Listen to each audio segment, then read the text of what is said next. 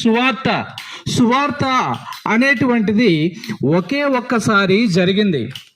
ఎప్పుడు జరగనిది ఒకసారి జరిగింది, మరోసారి జరగనటువంటిదే సువార్త.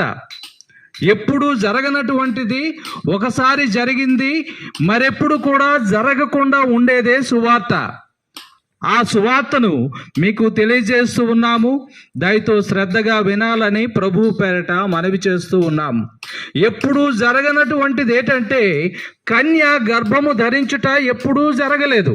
పురుషుని ప్రమేయం లేకుండా ఏ స్త్రీ కూడా గర్భవతి కాలేదు. పురుషుని ద్వారానే స్త్రీ అనేది గర్భవతి అవుతుంది. కానీ ప్రభువైన యేసుక్రీస్తు వారు కన్య గర్భములో జన్మించాడు. అది ఎప్పుడు జరగలేదు, ఒకేసారి జరిగింది, మరెప్పుడు కూడా జరగదు. అందుకే ఇది సువార్త. అటువలే మానవుని పాపముల కోసమై దేవుడు ఈ లోకములో ఎప్పుడు కూడా మరణించలేదు.